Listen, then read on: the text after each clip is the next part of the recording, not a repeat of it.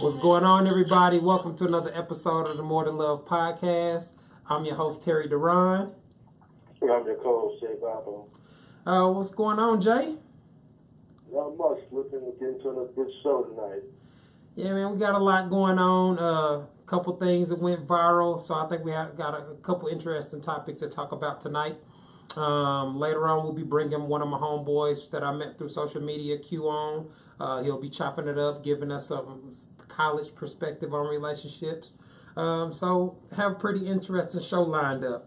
But before we get into that, we like to start the show off with a segment that we call Terry's Top 3, where we basically just highlight and elaborate on some of the posts on my Instagram page at Terry Duran. So to be starting off this week, we're starting off with a post that I put up that said all of the expectations women place on dates and the significance they place on date location directly plays into the hands of fuckboys, because they're smart enough to be able to take a woman on a nice date, tell her what she wants to hear, because women fall for it every time. And now I'm constantly trying to give women tips on how to deal with fuckboys and men that are going to intentionally deceive them, right? And a lot of the things that I observe about women and their dating strategies actually put them in a position to be taken advantage of by fuckboys. And that's exactly what this post was alluding to. The idea that we live in an age where most women seem to have a negative connotation with going to someone's house and chilling or doing an inexpensive date. Like they have this negative view of Netflix and chill or whatever you want to call it. And which by default causes them to have a positive view on going on a nice date, going to a steakhouse, something to that effect. And so fuckboys are smart enough to peep game and say, all I got to do is take a chick out to a nice restaurant, spend $50-$60, and that's a shortcut to getting her trust, which ultimately gets them what they want out of the woman, whether it's money, pussy, whatever. And it just seemed like the dating strategies and the way that women seem to evaluate these things play right into the hands of the man that's intentionally trying to deceive you in the first place. Yeah, absolutely. I think women get confused, like, okay, just because he's taking you to a nice restaurant, that doesn't necessarily mean he's a good dude. Like you said, a lot of fuckboys, will just say, okay, I just need to take her to, expensive restaurant and she'll like me. Yeah, I mean, it's real easy to do, you know what I mean? Because they place so much significance on something that does not really indicate character or whether or not a man, like you said, a man is boyfriend or husband material. Where a person goes on a date could just be a matter of what their preference is or what their financial is on that particular date. You know what I mean? Like, so you could she could meet a quality dude and he's broke right now. He just had to get his transmission fixed or something, so his money's a little short. So he just invites you over and he's going to cook some wings or some basic shit. And you could have an awesome time doing that, but there are women that will cut him off and treat him as if he ain't shit simply because he did not take them on a nice date. Right. I mean, I guess you could say the irony in that is, he's inviting me over to his house, he just wants pussy, he just wants some pussy. Yeah. Like that's definitely the thought behind it. But you know what's funny about that, Jay? The women that say that every time I go to a dude's house, we end up having sex or whatnot, they're the ones that decide whether or not sex happens. So exactly. Unless you get raped, the female is the one that is the gatekeeper for sex. And generally it goes, women are the ones that dictate when sex happens. Men are generally the ones that determine if a committed relationship or a marriage happens. But it's not going to go down if she don't get horny and consent to the sex. Unless we're talking about a rape situation, which we're not. Yeah. So that's why it's like to hear that logic used as the reasoning behind it is like, man, that don't really make sense. It doesn't. Yeah, you do You have a choice. invited you over, you agreed to come over. Now, sex happened, you obviously consented to having it 9 times out of 10. Yeah, I mean, and the way it misrepresents how men typically feel about it. Because women, Right. well, now there are some dudes that are just savages and or she better fuck me on the first night or I'm cutting her off type of dudes. You have roguish Right. dudes like that. But the average typical dude does not expect sex the first time he hangs out with a woman. Will he take it if it's offered? Yes. Is he hoping that happens? Yes. But what men are generally looking for is progress. They're trying to see some evidence that they are no longer, you no longer see them as a platonic friend. Whether that's Right. him just getting to rub your ass when he hug you goodbye, whether that's, it could be anything. It could be kissing, it could be grinding, anything that definitely indicates that y'all are no longer platonic friends is going to be seen as a good first date from a male perspective. And Exactly. even if it's as something as small as getting a hug and getting to rub up on you and push your fill you up per se Right. without Now, to add to that is he's not gonna just sit there and wait around forever to have sex with you. yeah. If Now the guy, you do quality good. guy that's a successful woman, he ain't gonna wait forever. He's not gonna wait, 1 month, 2 months, and do the 9-day rule thing here. Yeah, I mean, obviously within reason, you're gonna have to demonstrate that you are feeling him like that. Otherwise, he's Right. gonna take that as a lack of interest or a lack of maturity on your part. He'll feel like you're on some high school shit or some childish shit if you trying to make somebody wait months and months and months for sex. At least that's how most guys will feel. Right. Are there guys that will do it and marry a woman before sex and all that? Yeah, but that's not typically how it goes. And that's pretty few far in between there. All right, so the next post that I had was a post that somebody had sent to me. It said, telling her you're not ready for a relationship, but expecting her to give you relationship benefits is abuse. It's confusing. It's hurtful. Stop it. Man, you making me laugh. That's not it. Well, on you side, Yeah, so. you're gonna have to but that person's gonna have to define to me what abuse is. Say, out wanting relationship benefits, but not in a relationship as abuse. Yeah. I'd be interested to wonder, what are definition of abuse here is. Yeah, man. So obviously, instantly, by you busting out laughing, you could hear the nonsense in the post. Obviously, if a man tells a woman that he does not want to be in a relationship, and she consents to kick it with him or have sex with him, those are all choices that she made. You know what I mean? Like, nobody's forcing you to go out to eat with him. Nobody's forcing you to go over his crib or allow him to come to your crib. So, And my next question: what is relationship benefits here? Like, what exactly is that? man, I find myself having this discussion over and over again. Right. Um, And we've talked about this on plenty of shows, even dating back to the old show when we talked about, a lot of women say, well, we did boyfriend stuff. Well, I'm not going to do X, Y, and Z unless you're my man. I only do something man or my husband. So, Yeah. and my question is always, what is that? What is relationship benefits? What does that entail here? Man, I don't know, man. It's really inconsistent how a lot of women talk about it because they give the impression that they're just giving and being taken advantage of, but they don't talk about husband benefits.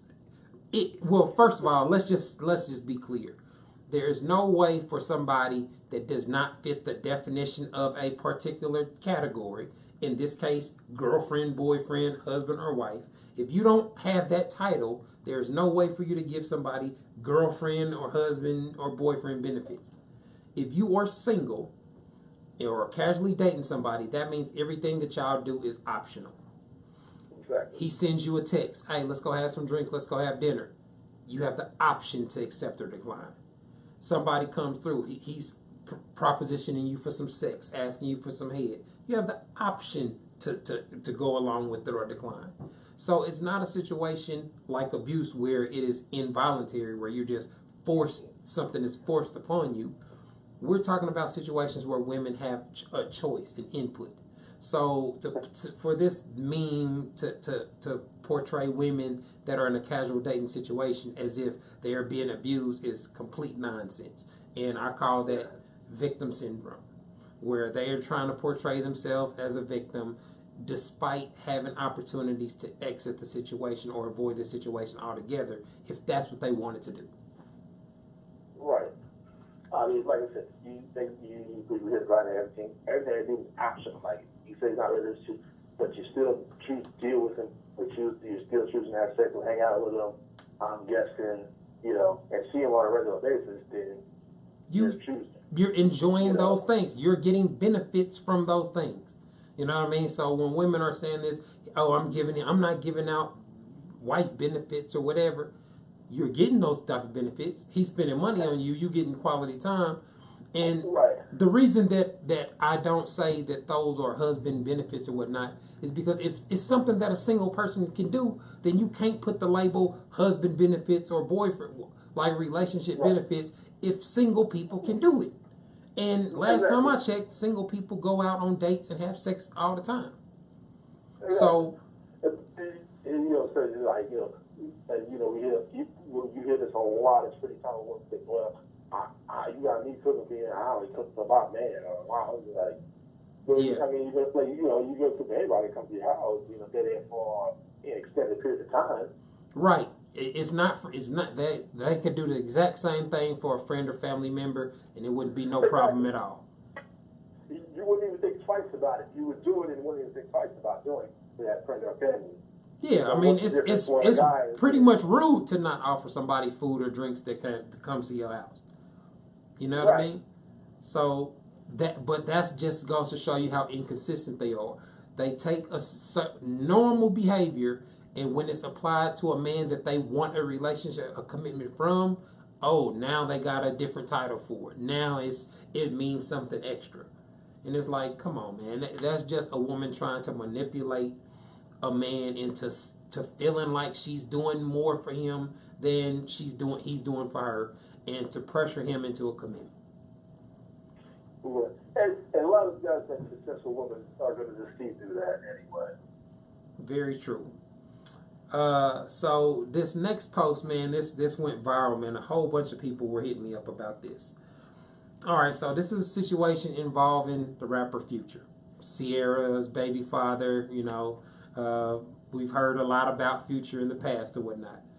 So in this particular situation, Future is communicating with a woman he met on social media, some Instagram model or something. And he tells the woman to buy a plane ticket to come visit him. And so he tells her that I'll reimburse you for your plane ticket. Now, there's a little bit of confusion because in the text exchange that went viral, the screenshots between them, he tells her he will pay her money, and he puts 1,000%, which can be interpreted as I'm going to pay you 10 times what you paid for the ticket. Or it could have been interpreted as I'm really going to give you your money back. You know what I mean? So obviously the woman interpreted it to mean she paid $550 for the ticket. She was expecting him to pay her $5,500, right? So it shows when she lands in the city or whatnot, she's asking questions about linking up, and he mentions that he was trying to chill and get romantic. So she responds with, oh, no, it's not that type of party. I just wanted to chill. And so he was like, oh, I'm good with that. You straight. You know what I'm saying? Like, and curved her after that. Now, obviously, it's messed up for you to tell somebody to come visit you out of town that you're going to reimburse them for a plane ticket and then curve them and don't pay them back anything. That's messed up. It's also messed up that he wasn't transparent with her. Now, anybody that with common sense would know that he's going to try to fuck. You know what I'm saying? Like, he's not. Right. He rap about, you can't name a thought on Instagram I can't hit. You know what I'm saying? Like, Future got punchlines about fucking hoes and chicks he meet off strippers, etc. He done fucked Black China and all that. So we know how he get down. So for this chick to act like she didn't know that he wasn't out flying her out there to be her platonic friend is some bullshit as far as I'm concerned. Like no grown, especially no Instagram model that's getting a DM from Future thinks that he's trying to be her homie. You know what I mean? And so to me, it just looks like a situation where she played herself, but he also played himself to a degree because one, $550 ain't a lot to Future. He's a millionaire, and secondly, he passive. I ain't gonna say passive aggressively did it, but if you gotta, you should. The way I look at sexual encounters, you should be able to talk about fucking somebody that you definitely expecting to fuck. You know what I'm saying? Like, we need to be having some sexual conversation. I want to taste that pussy. Something that make it very clear that we are on fucking terms, not no buddy shit. You know what I mean? And so that's the only thing that I would really fault him for, because that is a bad look. But just from a general perspective, it looked like the chick played herself. First of all, I mean, I know, he has, obviously he's got money. He's dealing with a different kind of money than, they have to show here, but you say he's just going to give you that money. I mean, maybe he is, but I think you kind of got to take that with a grain of salt. Yeah, I mean, why are you paying for your ticket anyway? I mean, that was good. You should have told him to pay for your ticket in the first off the jump. I mean, well, that was the plan. He was, you right. There's no reason that he couldn't have booked a ticket for her. He has all the resources to do so. But it just goes to because it appears to be that she was looking for a come up. You know what I mean? Right. Like, that's what it says. Oh, I'm gonna spend $500 and he's gonna give me $5,000 and I ain't gonna give him no pussy. So it looked like she was trying to come up. Yeah, but then again, like I said, there's a lot of you that probably would do that. You say her paying a plane ticket and giving her, 1,000% more. Her going back with $5,500. Man, I think every dude that do that is expecting to fuck. Those dudes in the Middle East that fly chicks to Dubai expect to fuck. You know what I'm saying? Like, they're not doing this on no platonic buddy shit. Exactly. Hey, listen, if I lived in, say, California here and I had somebody flying out from, say, hey, come see me from New York, hey, I'm expecting to go down here. I'm not, telling you to come out there just so we can hang out. Yeah. So you can go sightseeing in L.A. Yeah, I mean, the best way to avoid this is just to be more specific and have more effective communication. Because ain't no way in hell I'm about to fly a chick out without her knowing that we fucking. You know what I'm saying? Like, or thinking that we on some buddy type situation. That's dead. But I'm not I don't understand how a woman could feel that way about Future either. So that's why I think most people put this on the woman and felt like she played herself. Well, she did. She was looking for a color, and like you say, she should obviously know Future was wanting her to come down so we could, like you say, he talks about it in his raps all the time. So I don't see why you think it'd be any different. You just find that just to hang with him. But I think like most dudes, they get it on a regular basis. If they're not some thirsty dude or something. Yeah, they're gonna be like, a lot of them more or less gonna say the same thing. Oh, we can just hang and be platonic friends. As a platonic friend, they're gonna say, nah, I'm good. Yeah, I mean, the way he curved it, it makes sense. Before she even came down, hey, we can just hang out now. We're not gonna do anything. Oh, no, I'm good. You can stay where you're at. That's exactly what would have happened. Think about it. Why you gonna fly over? You can just campaign for the women that are already in here. Somebody else that's willing to, give it up. Yeah, that's the part of it that, like you said, don't make sense.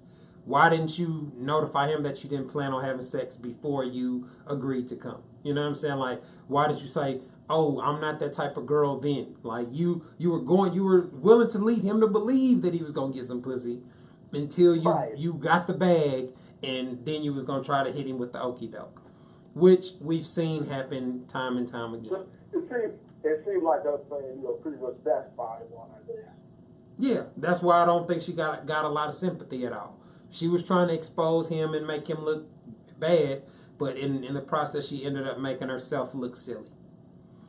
Looks like we're about to take a quick break. When we come back, I'll have my partner Q on the line. We'll chop it up about relationships and dating in 2018. You're listening to another episode of the More Than Love podcast. Thanks for tuning in.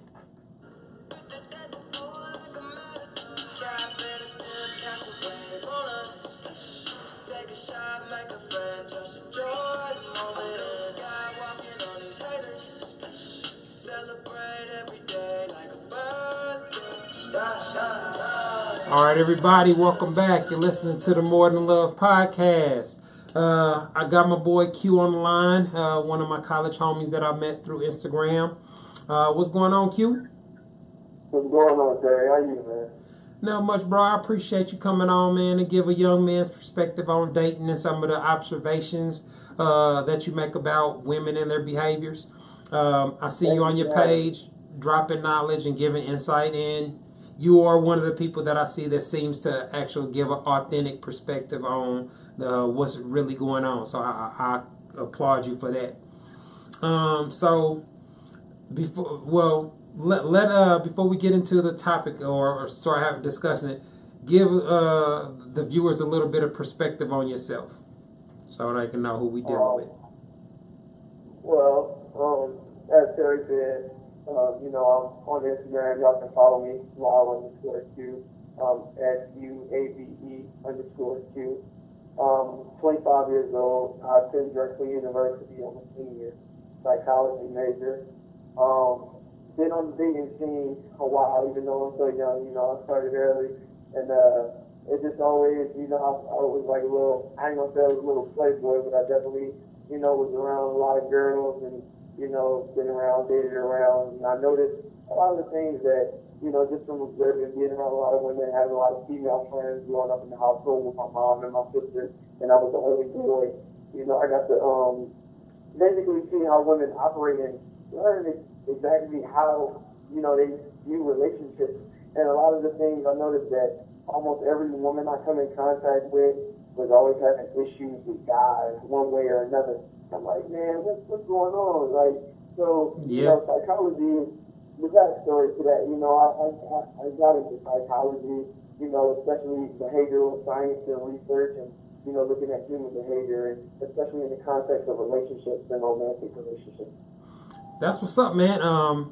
Psychology plays a real big part into how people date and how they formulate their dating strategies. So I would think I know in undergrad, psychology was my favorite course that I took. But I'm real logical and intellectual like that.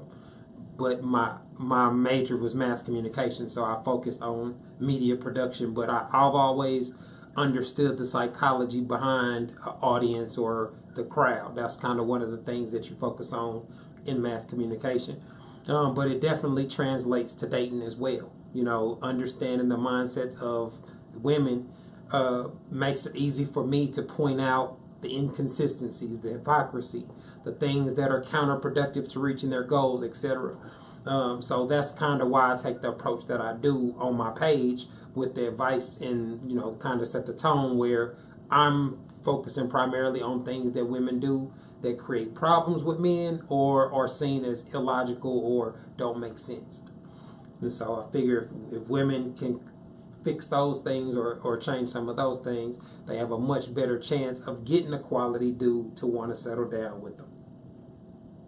And see, that's the number one mistake a lot of women make. The issue with them, piggybacking off of what you said, is women simply, they don't understand men. And I don't know why, a lot of women take the approach like they're already experts on dating and relationships. But like it comes with some kind of manual. It doesn't. And it's really just that simple. Yeah, I mean, because when I talk to people about dating, people talk about it like it's this massive thing, like it's this real big deal, and it's really just about mutual respect. You know what I mean? Like, I get along with other men because we have a mutual respect. If it's a problem, we can address it like men instantly without passive aggressively, without me talking about you behind your back. Like, now there are men that do like that. You got to deal with bitch ass dudes and dudes that act like women, etc. But quality men usually get along with one another. You know what I'm saying? Unless there's something specific that causes a rift or conflict between them, most situations can be resolved with a simple conversation. But that's when your logic is sound and fair and reasonable and objective. That's not what we get a lot of times when women are explaining what they think and feel. You know, that's kind of why it's so easy for me to expose the hypocrisy with women. How they'll say one thing, then criticize a man for doing what they said that men should do. So it's like things like that where it's like they put men in lose-lose situations or situations where he's going to be treated as if he's wrong no matter what he does, which ends up destroying relationships. Exactly, I'm currently in a relationship. I've been in a relationship for 8 months now, and I point out those kind of things with my lady all the time. You know, I specifically hit on when women tend to express themselves or their dislikes or something that makes them feel some type of way that the man does. But when we do it in return, we don't get that same level of respect that they give us. They try to downplay, you know, our emotions and say, you know, oh, it's not that deep, or you being sensitive. You know what I mean? And it's like it's really that. I know you're not describing shaming, are you, Q? Sounds an awful lot of like shaming to me. You know, I get accused of shaming women for pointing out what they do that's problematic. But what you just said, it sounds like shaming to me. When they ridicule a man or try to make him feel less than a man for expressing his hurt or anger about something. You know what I mean? It demonstrates that a lot of women really don't give a fuck about the male perspective. Now they'll say they do and they'll go through the motions, but when men are expressing themselves to women, most men will attest they're either interrupted or ignored. Oh, you're lying. Oh, what about that? Oh, like we see the deflecting in the comments on my page all the time. And those are the same type of behaviors that men experience face to face when they're engaging with women, especially when they're calling them out on their bullshit or holding them accountable for something that they've done. It always gets flips to something in the past that you did, something that hurt her feelings, or something that made her mad from the past. Like, and for most men, it is very frustrating to do because they don't have the communication skills to be able to thoroughly explain their perspective and get their side of the story out. You know, a lot of men just resign to the fact that she's not going to listen and deal with that frustration, which leads to some of the things we talk about. Find another woman to confide in, etc. Yeah, a lot of them just give up. You know, man, I ain't gonna you don't want to listen to me. You ain't gonna take what I'm saying. You ain't gonna value it. Then there's no point in me even talking. And that's where a lot of the miscommunications occur because women just, like I said, they don't understand men, and they don't want to understand men. A lot of women act as if they don't want to understand men. You know, a lot of times they say it's not about being right or being wrong. It's just about sharing perspective. But if you're trying to tell me how I should or I shouldn't feel, or you're telling me how I feel is not that deep, as if you have the value system of a man, then you don't really care. Yeah, I mean, and that's interesting how women always seem to come to my page, right? Because the whole purpose of my, style of relationship advice is I just want to be able to give an authentic male perspective. Like, I see a lot of men giving a perspective, but it's not really authentic. It's pandering to women. It's telling them what they want to hear. It's giving them fluffy cliches and all type of bullshit, which I don't feel is helpful. So I've observed that there are several women that are completely clueless about how quality men operate. And so I figured, man, well, if I let them send me questions and I just answer the shit brutally honest, allow other men to chime in and give their 2 cents, that'll give women a real authentic perspective. Because I know that I don't represent all men, but everything that I say has logic, reasoning behind it. You know what I mean? And there's no malicious intent. I'm not talking about a dude that's trying to fuck over you or get over behind your back. I'm talking about a stand-up guy's perspective on dating. And so that's where a lot of men come to me, and they're thankful that I provide a voice for those type of men. Where, like, man, we ain't out here trying to hurt your feelings. We not out here trying to get over on you, even though that's what a lot of y'all think. Y'all been programmed to believe that, but that's not the reality. You know, I've never sat around with a group of guys and just heard them trying to figure out how to hurt a girl's feelings. Trying to, you know what I'm saying? Like, but I've seen women plot and plan to do that. I've seen women put together elaborate schemes to catch a dude cheating or put a dude on blast. So a lot of the things that I observe, I try to fix by just giving that authentic, real male perspective that is really, really missing in society. And that's the best approach you can take. That brutal, honest perspective. That's the best perspective, because that ties back to the expectations. The expectations are, I call it the Disney effect. You know, they want things to last forever. They want things to be perfect. They want love to be completely 50-50. They want the guy to cater to all their feelings and all their needs. And it's like, nah, men are humans too. Like, you know what I'm saying? We're going to be our own, we have our own identities. We're going to be our own person. We can't do everything y'all way. So that brutally honest perspective that you give sets up realistic expectations. And I think that's the perfect approach. That's what I love so much about your page, is the brutally honest perspective, because I give a brutally honest perspective. We can't, that's the issue. We can't let women continue to have these unrealistic expectations of what relationships should be like. And that's what they predicate how they operate in relationships off of, their unrealistic expectations. You got to give them some of that spice, that what they don't want to know, what they don't want to hear. Yeah, I mean, it comes with a cost, man. You know what I mean? It comes with a lot of hostility, a lot of disrespect, a lot of ridicule. My girl calls me an asshole all the time. Yeah, you get accused of hating women, bashing women, all that type of stuff. But you know, I'm big on definitions. You know, I can Google the definition of any of these words that are being thrown at me, and I can clearly demonstrate how what I'm doing doesn't fit that definition. So I'm equipped to deal with it in a social media stage, and I just take the negative that come with it. But I found that I see more. Well, I get more fulfillment from the positivity that I get. You know, DMs and emails from people all around the world about how simply hearing me explain things that they men have been trying to explain for years, they finally got it. They finally listened. They finally understood that he wasn't bullshitting no more, trying to get over on him. You know what I mean? Like, so it feels good to hear women and tell me things like that. And for men that use my page and use my post as tools to help their relationships, screenshotting stuff, sending it to their girl.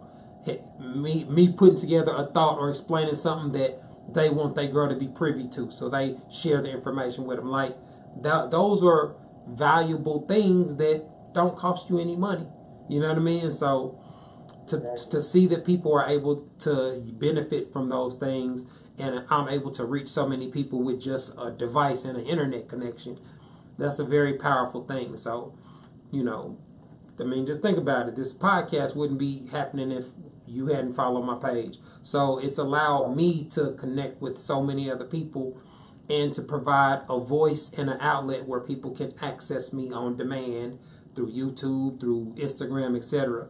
And always have something that, just if you want a conversation you have with friends, you can go to my page and bring it up and have something hot, some type of hot topic discussion. Or people that are actually dealing with these particular problems. So I like to get other people on that have different perspectives or in different phases of life. So I wanted to ask you a couple questions, since you in college and you have this, you know, mature perspective on dating or whatnot.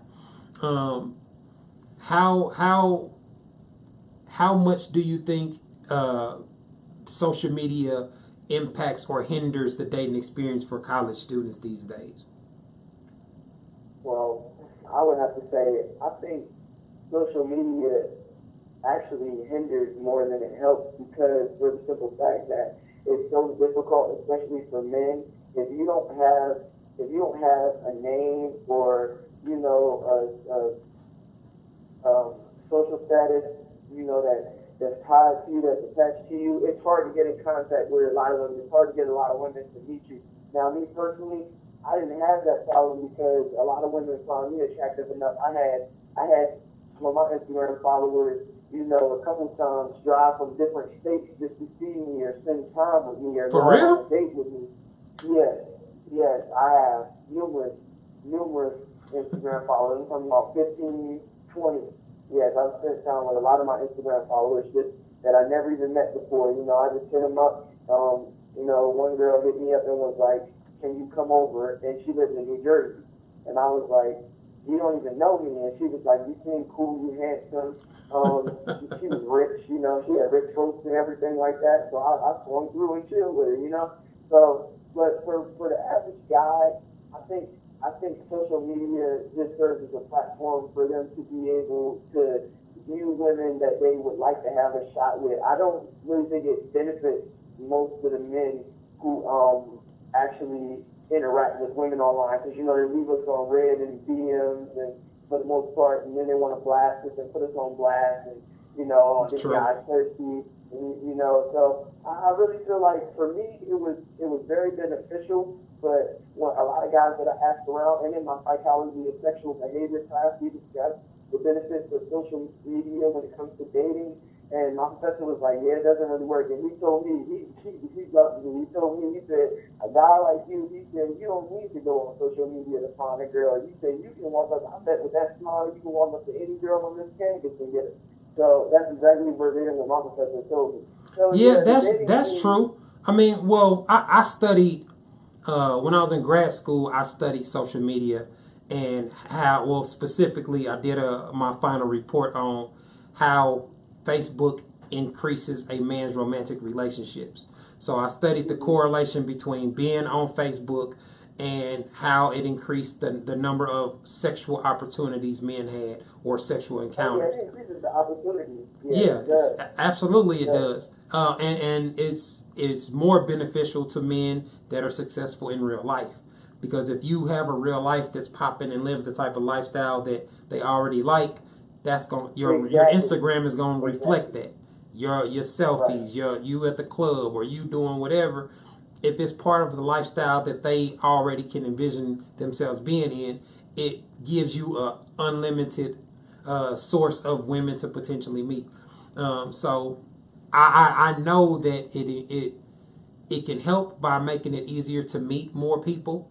It can make it more Yeah. difficult by increasing people's trust issues and insecurities, and dealing with people that feel the need to be validated by it. You know what I mean? Like, so now we live in an era where you have to actually gauge how much value a person places on social media. You know what I mean? Because some Right. people Yeah. actually That's a good live thing. vicariously through social media and having followers and all this type of stuff. So, it's a different era where we have different things that we have to really address and pay attention to. But social media, really, the ultimate thing is it depends on how you use it. A lot of people are finding ways to make money off of it, connect with others, network, etc. And a lot of people are using it to fuel their insecurities and their hatred. So, Yeah. I think that's what most people are using it for, to show their insecurities and their nature. yeah, To unfortunately start I have to dating. agree.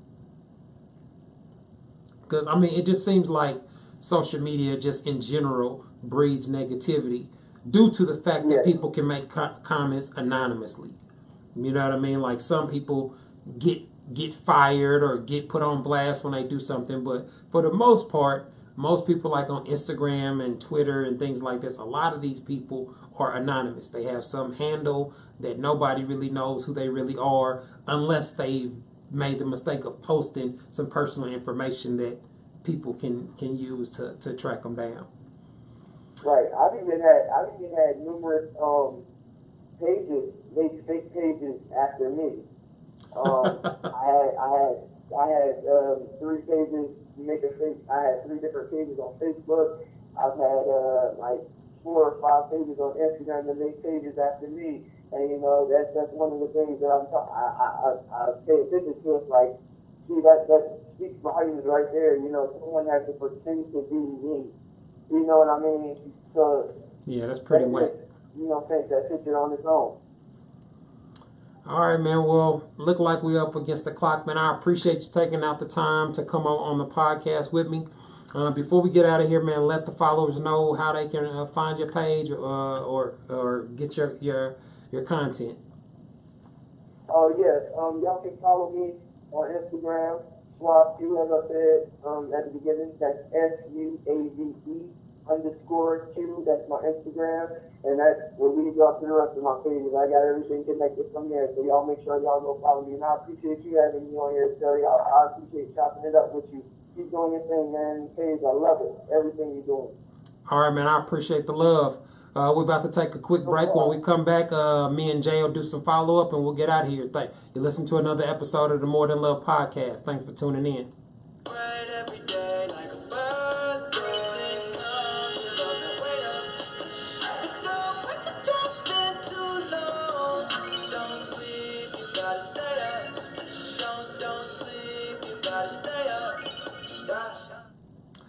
All right, everybody, welcome back. You listen to the More Than Love podcast. I think I had a pretty good interview with my boy Q, man. He brought a lot of insight. His background in psychology definitely gives a very interesting perspective on dating and the behavioral analysis of it. Some of the things that he was saying that I thought was really interesting, Jay, about social media, how it makes dating more difficult these days. How has social media impacted your dating life? I would say to a degree, yes. I think with social media, it gives you more access to people again. So, I mean, it's definitely possible to date on, you know, somebody social media. Because I think where it gets harder is, like, I think when you're putting your business out on social media, you're dating, you know, everything you're doing in your dating life. Yeah, I think that makes it harder, you know, to maintain. Because, okay, let's just say you do get a relationship and you're posting everything you do and everything is good. Well, it's all good. One day you break up. Out, and then you're looking crazy. You know, you got to take that stuff down now. Yeah, man, you got a lot more judgment that comes along with your relationships. Yeah. I've dealt with that. That's one of the reasons I don't post my wife a lot. I get hated on and a lot of hate naturally, and that transfers over, like, because people just look for anything to be able to hate on you about. You know what I mean? Right. So I've noticed when I post my wife, women will say negative comments. Oh, you should have been with, she ain't Beyonce, and it's like, I ain't never said I was with Beyonce. You know what I'm saying? Like, so it's like they just search for something negative to be able to say, when it's like, man, how you hating on somebody that's living the kind of life that you claim to want? You know what I'm saying? Like, right. She got married in her mid-20s, been with a solid dude the whole time, planned her pregnancy. Like, how are you hating on that?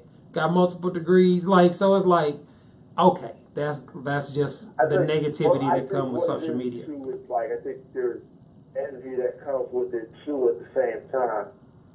Yeah, I mean, they see you're in a relationship, you're doing your thing, and I think some, like you said, some aspire to do that, aspire to do that, and they see, oh, he's got what he's doing that I ain't doing, you know. True. I mean, whatever. It just seems like it brings out the negative in people. You know what I mean? Like people gravitate more towards negativity or something like that than they do positivity, and so right.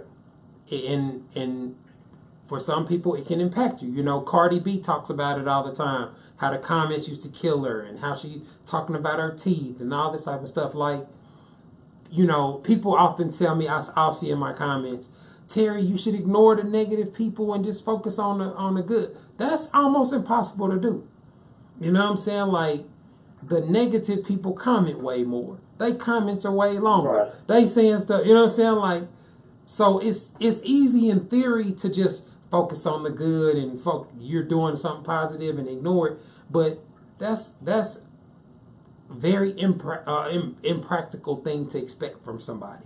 And that's why you see celebrities clapping back and people comment creeping and doing all this type of stuff, because when somebody comes to you crazy, it's hard to shut down how you would respond in real life just because you on social media.